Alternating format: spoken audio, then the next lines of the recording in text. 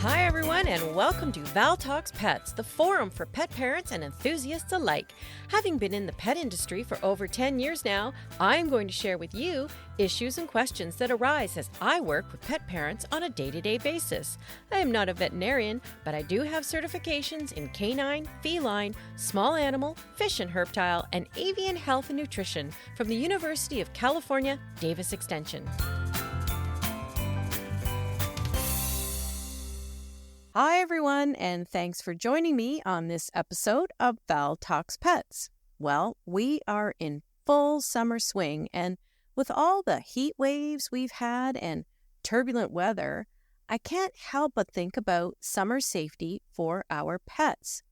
There are many things we have to think about to keep our pets safe and happy throughout this summer. We have to think about keeping them cool in hot weather, dealing with cuts and scrapes, fleas, ticks, mosquitoes, and other bug bites. We have to be sure our dogs are safe in the water with life jackets, especially when boating. Cats and small animals have to be monitored as well for staying hydrated and cool. There really is a lot to think about. So for this reason, I'm going to reprise my episode on summer safety so everyone can refresh their knowledge on what to do when dealing with some of summer's challenges. However, before we revisit this episode, I did want to add a particular challenge that I did not cover previously. One thing that has become quite evident with climate change is the increase in volatile weather. So many areas have been hit with wildfires, floods, extreme heat, and tornadoes. I don't know about you, but these weather events can be terrifying. I heard that during some of the wildfires in Western Canada, some people found that their pets had been taken to shelters. I thought, how did that happen?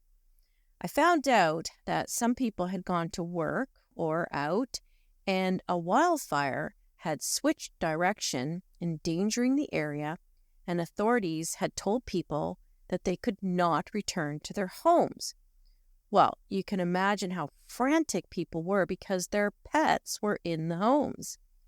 It turns out that the fire officials went to the homes and removed the pets and took them to the shelters. I don't have all the details on this, so if someone out there does, please fill us in, because I can't think of anything more horrifying.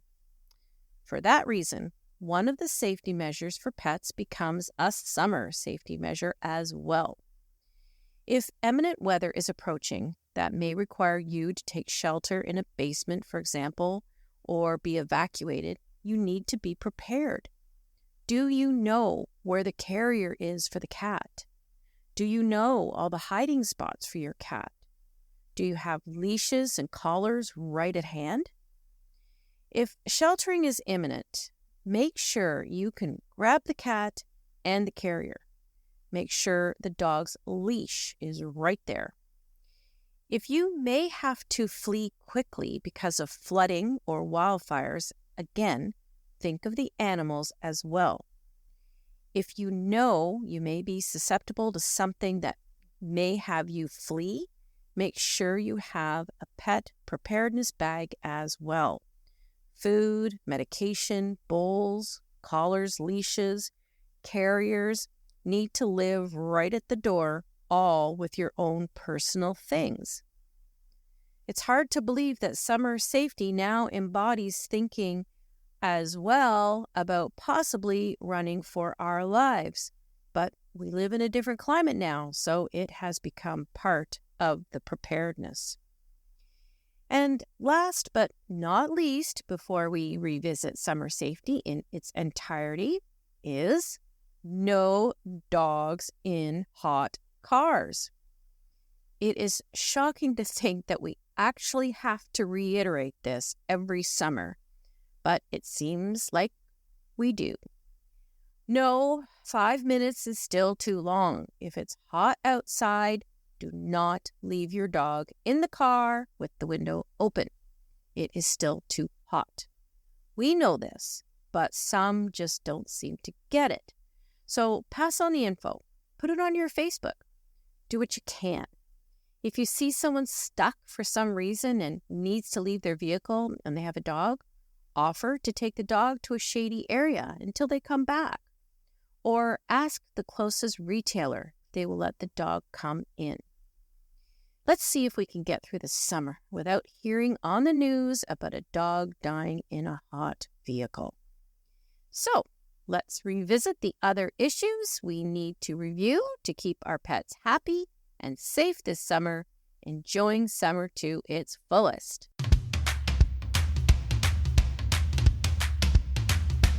Hello, everyone, and welcome to this episode of Val Talks Pets. Well, the weather has finally changed, and it's time to talk about summer safety and summer activities with our pets. There are definitely some summer do's and don'ts for pets, and some equipment that you might want to have on hand for activities and hot days. So, let's start with cats. Many cats are indoor cats that do not go outside. When the temperature outside really soars, it is best to keep your indoor cat in a cool, air-conditioned environment. Cats will sometimes bathe in the sun, and you would think that they would regulate their exposure on their own, but not always. So keep an eye on how long Kitty is lying in the sun to avoid getting overheated. If you do not have air conditioning and the temperature inside the home is rather uncomfortable, try to have windows open that will create airflow. However, an open window can be just the right escape for a cat. If the windows are open, you need to check and make sure that your cat can't paw the screen open or worse, make a hole in the screen and escape. Some rigging of the open window will be necessary to make sure the air is flowing, but Kitty is safe inside. Make sure the cat's water is changed frequently so it is not too warm. It is also suggested that several water stations be set up in all of your cat's favorite places to ensure drinking. And if you usually have playtime with your cat, it's probably best to wait until the sun has moved around and the house has cooled down a bit. And also, light play is probably the best option. Now, let's take a look at our kitty friends who go outside. A cat outdoors can quickly become dehydrated. So just as you should have multiple water stations for an indoor cat, you should have several bowls of water outside in shady areas for your cat. Washing the bowls every day ensures bacteria isn't building up, and freshening the water regularly throughout the day will coax Kitty to drink and avoid that sudden dehydration. If your cat goes outside tethered, make sure that it is not on a hot deck, patio, or driveway that doesn't allow them to get to a shady spot. A cat's paws can get severely burnt on a hot surface as well as increasing the risk of heat stroke.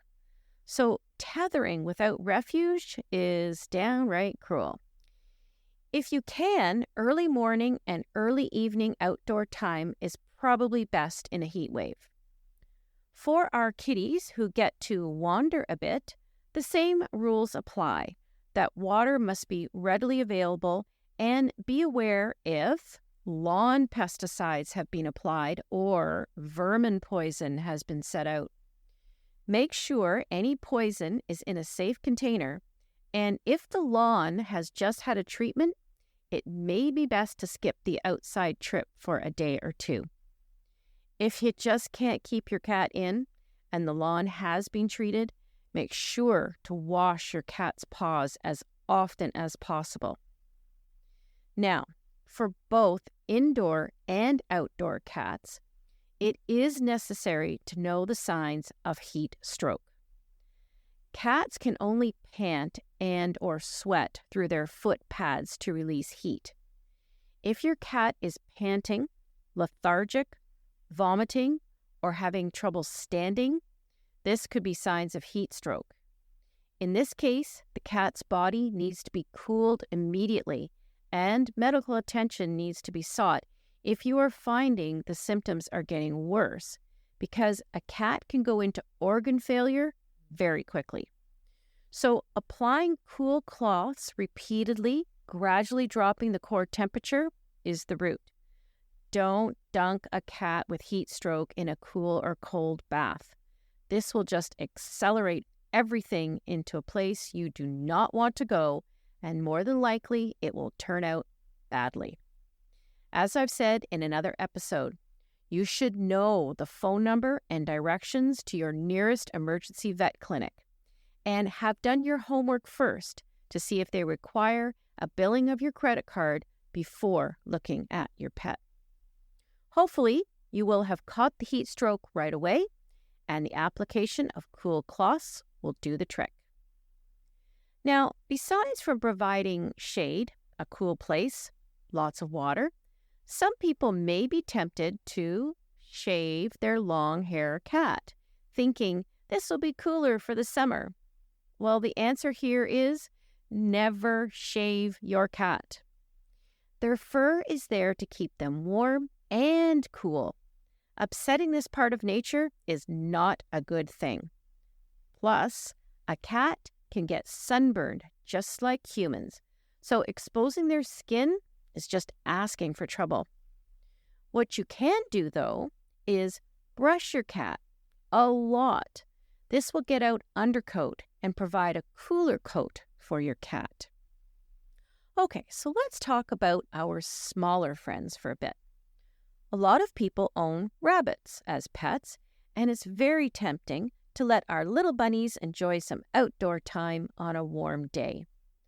Rabbits are less tolerant of heat than cold and do not do well with extreme temperature changes.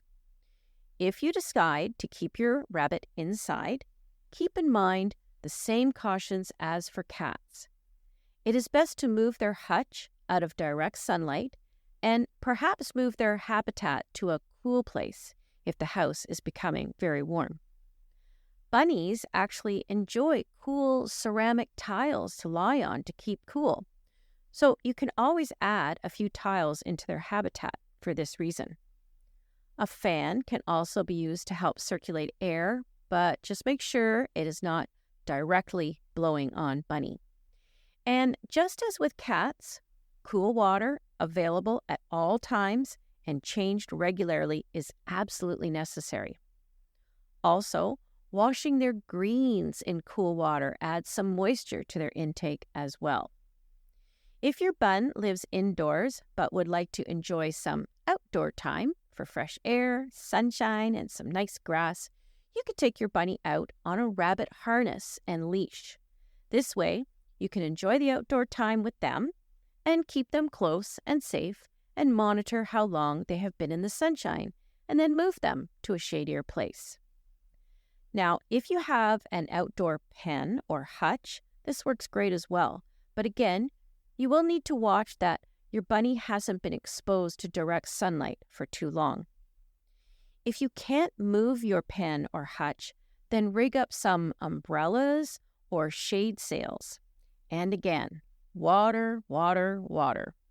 And just like cats, additional grooming with increased brushing of your bunny will help keep them cooler through the hot months. Now, if your bunny goes into heat stroke, you will have to act fast. Look for those telltale signs of vomiting and being wobbly or prostrate on the ground or floor. If this happens, get the bunny into a cool place immediately and begin applying cool cloths to their ears and then to the body. Again, do not dunk the bunny in cold water. You may have to seek medical care, so have that emergency vet number and directions close by. Once the temperature outside is over 29 degrees Celsius or 85 degrees Fahrenheit, it is way too hot for your bunny to be outside unless they live outside and have a shady temperature-regulated hutch. Okay, so that brings us to our super outdoor friends, dogs. Most dogs just love to be part of the family, enjoying outdoor time, playing, and hanging about the barbecue. Most times, when summer is at a nice temperature, playing ball, frisbee, or going for walks is just part of enjoying the warm weather. Even so, the temperature may not be soaring. It's still important to make sure your dog has access to cool water all the time and a shady place to lie and have a nap. Now, this is also where you will have to be diligent about flea and tick and mosquitoes. Remember to always have a tick key handy because there can easily be that one that gets by the protection you have given your dog and will have to be removed. For more in-depth information on fleas, ticks, and mosquitoes, access my episode on fleas, ticks, and worms, oh my. So let's say the temperature is soaring and we have to take all precautions to make sure our dogs do not get heat stroke. So first things first, ask yourself if it's too hot for your dog to stay outside. If you are inside because it's too hot, your dog needs to be inside as well. Our Tundra is a very furry dog, so if it's hot, we let him go outside to do his thing, but we set a 15-minute timer and then bring him in. We do this periodically throughout the day. Now, if it's on the warmer side and the dog wants to be out with you, there are some products that can help. There are cooling bandanas that you can purchase for your dog. The bandanas are designed to soak in cold water. You wring them out, and you place them on your dog's neck. The evaporation of the cold water will help keep your dog cool. There are also cooling vests. Cooling vests use the same principle, where you soak the vest in cold water and place it on your dog. Another item that you may want to check out is a cooling mat. There are some mats that you fill with cold water, and then the dog lies on it. There are also other types of cooling mats that use an activated gel that the dog, again, can lie on. But, easier said than done. We have a gel cooling mat for Tundra, but he will not, no way, lie on it. His favorite cooling off technique? Dig a big hole and lie in it. For this reason, I have grooming wipes to wipe down Mr. Dirty Fur when he comes in from a lovely lie in his hole for a nap. As with cats and small animals, put out several bowls of water and change the water so it stays cool. Never leave your dog outside when it is hot, thinking they will just find shade. If it's too hot for you, it's too hot for them. And dogs with light color noses are definitely at risk for sunburn. There are some really good snout creams on the market, and I believe Wendy Patrick from Finessium has a great product that you can order online for noses that need some attention. Now, if we are just having some summer fun with our dog, let's talk about safety tips to make sure the summer goes by without incident. One thing to think about when spring and early summer comes around is pesticides and lawn feeds. It's really important to be aware if there has been any lawn treatments or bug spraying done to areas or environments where your dog may go. A dog rolling on a treated lawn and then licking himself can create some nasty upsets and may even require quickly getting to the vet. So be very aware and cautious when you are around insecticides, garden, and lawn treatments. If you like to take your dog boating or canoeing, there are also some safety tips to think about. If you're going to canoe with your dog, I highly recommend taking your dog on a few practice runs in the canoe on a small lake or pond. Taking the dog out several times will get them used to the idea of sitting still in the canoe. The last thing you need is an anxious dog in a canoe with your gear, jumping into a large lake and tipping you and all your gear into the water. When I had my border collies, we were avid canoeists and we practiced with both dogs in the canoe on our pond several times. They really responded to canoeing and just enjoyed the cool bottom on the canoe and the motion. Well, out we went onto a very large lake, paddling into what is called a canoe in sight for camping. The canoe had all our gear, ourselves, and the dogs. Everything was going just as practiced until the male dog saw a loon. Well, That's one we didn't anticipate. Well, he stood up and then put his front paws on the gunnel, and if we weren't in such a balanced and well-made canoe, I'm sure we would have been in the drink. It took a bit to get the dog back into a sitting position, but we did, and thank goodness he never did that again. Either way, if you are in a canoe or boat, your dog should be wearing a life jacket. I can't tell you how many times I have had someone spy the dog life jackets and say, "What for? Don't dogs know how to swim naturally?" Well, yes, they do, most of them, but the problem is that if the dog falls or jumps out of the boat or canoe, his instinct is to swim to shore, not to you. You could easily be several kilometers away from shore, and the dog will continue swimming until most likely he tires and then drowns. A life jacket will help keep him afloat, and most have a handy handle on the top to allow you to grab hold and either direct him back to the boat with you or haul him back in. There is also the other scenario where there is a capsize and the same thing happens where the dog swims for land. Also, not all breeds are made for swimming, and when they hit the water, they sink like a stone. So just be cautious and make sure your dog is wearing his or her life jacket. And as a final very important point about dogs in a canoe or boat, never tie them into the canoe or boat. If you capsize, they will drown. Now, if you have a real water-loving dog, there are some great water toys that you can get that will allow your dog to see the toy in the water instead of swimming around in round circles looking for something that may have sunk. There are floating frisbees, kongs, and skipping stones that you can purchase from your pet specialty store to make that dock diving even more fun. If you do have a real swimmer, I also suggest you have on hand some antibiotic eardrops, just in case that swimmer's ear acts up after being in the water all day. Also, make sure you dry your dog thoroughly so as not to create skin issues with bacteria that could cause an onset of hot spots or itchy dermatitis. Colloidal silver on hand is a really good choice. I also keep a product called Nature's Aid on hand for scrapes or bites. It is all natural and is made in Niagara-on-the-Lake, Ontario. Wendy Patrick also has an ointment for scrapes and owies, as she says. Okay, so let's recap here. Cats, small animals, and dogs can really enjoy the warm weather, and we can protect them from heat stroke, sunburn, and toxins. We can also provide fun, warm weather toys and games, but we need to be mindful of the degree of temperature. Cooling products are definitely something to have on hand, as well as pet first aid products. And remember those life jackets.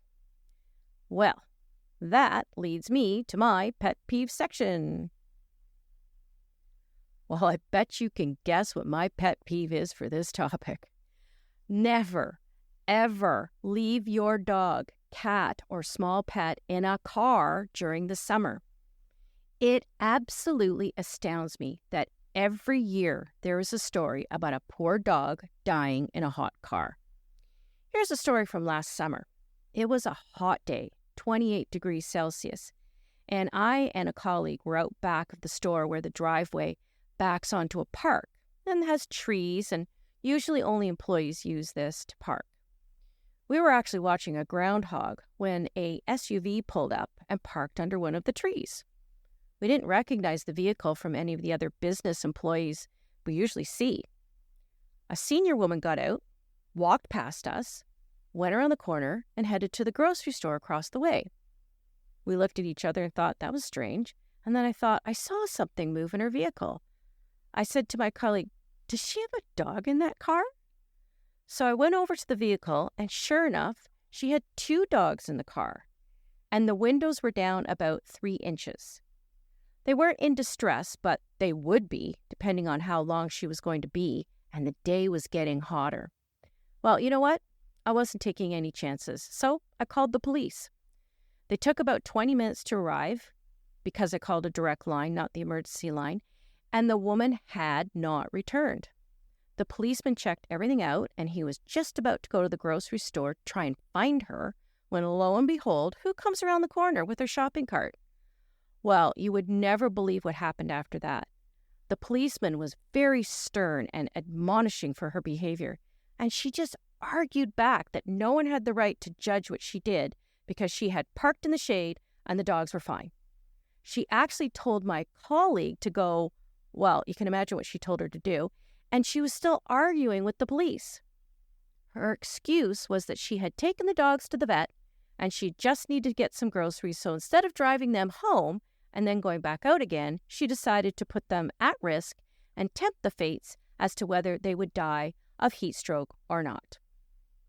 I wish stories like this were never heard of again, but you know they will, because people just don't get it.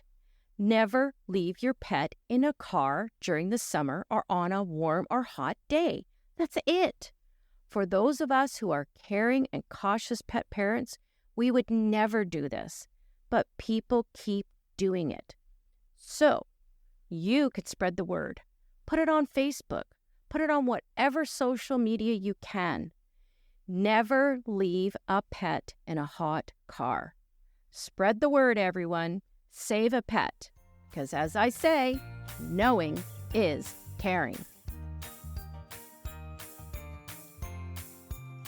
Thank you for listening to Val Talks Pets. Please remember to follow or subscribe to ensure that you never miss an episode. To really help the show and to make it easier for others to find, please rate and review each episode that you find interesting and helpful. And don't forget that you can also email me at val@valtalkspets.com with topics you would like me to address or with any questions you may have. Also, check out my website at valtalkspets.com and let me know what you think and how we can improve upon it. Thanks for caring.